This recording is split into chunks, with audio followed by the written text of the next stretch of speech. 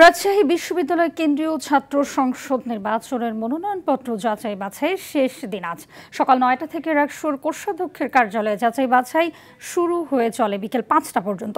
বাছাইয়ের পর আগামীকাল প্রকাশ করা হবে প্রার্থীদের প্রাথমিক তালিকা।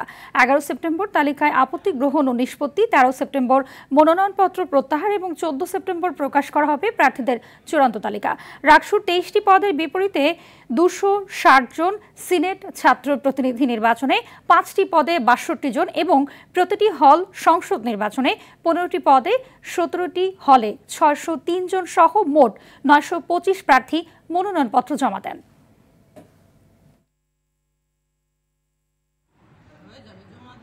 ডোপ টেস্ট আমরা করেছি, তার রেজাল্টের উপরে ভিত্তি করে আমরা সেটাও যাচাই বাছাইয়ের মধ্যে আমরা অন্তর্ভুক্ত করেছি। আর প্রার্থিতার ক্ষেত্রে কারো বিরুদ্ধে যদি মামলা থাকে, আইনের মাধ্যমে কেউ যদি দণ্ডিত হয়, আমরা সেটাকে অপরাধ হিসেবে বিবেচনা করব এবং সেক্ষেত্রে তার প্রার্থিতা বাতিল।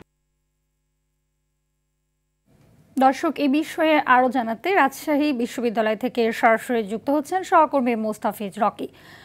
জানাবেন যে কতটি মনোনয়নপত্র বৈধ ঘোষণা করা হয়েছে এ পর্যন্ত বলে জানতে পেরেছেন?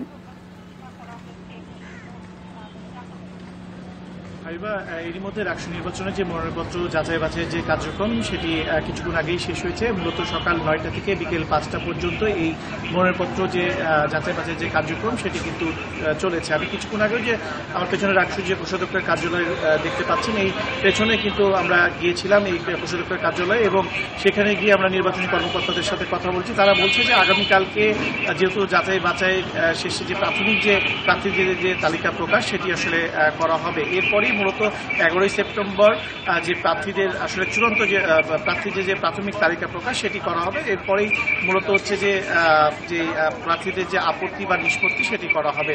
এবং নির্বাচন কমিশনের পক্ষ থেকে কিন্তু বলা হয়েছে যে এরই মধ্যে রাকসু যে নির্বাচন রয়েছে, রাকসু যে ২৩টি পদের বিপরীতে এখন পর্যন্ত ২৬০ জন মনোনয়নপত্র উত্তোলন করেছে। এছাড়াও সিনেটে কিন্তু ৫টি পদের বিপরীতে ৬২ জন এবং ১৭টি হলে আমরা যতটুকু জানতে পেরেছি ৬০৩ জন মনোনয়নপত্র আসলে দাখিল করেছেন এই পর্যন্ত।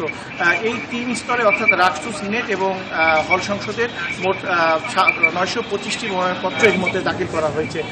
যেটি আসলে বলছেন যে কতটি বৈধ ঘোষণা করা হয়েছে, এটি আসলে আগামীকালকে আসলে বলা যাবে যে প্রাথমিক তালিকা দেখে। এরপরে কিন্তু আসলে যে প্রার্থীদের যে তালিকা সেটি নিয়ে আপত্তি এবং নিষ্পত্তির বিষয়টি রয়েছে এবং নির্বাচন কমিশন বলছে যে আগামী ২৫ সেপ্টেম্বর যে রাকসু নির্বাচন, তারা সেই নির্বাচনের আর কোনো বাধা দিচ্ছেন না এবং তারা সেই নির্বাচন সুষ্ঠু এবং অবাধ করতে তারা বদ্ধপরিকর বলে বদ্ধপরিকর অবস্থায় রয়েছে সেটি আমাদেরকে জানিয়েছেন। তো হাইবা এই ছিল আমার কাছে রাকসুর মনোনয়নপত্র দাখিলে যাচাই বাছাই সর্বশেষ। জি, ধন্যবাদ আপনাকে।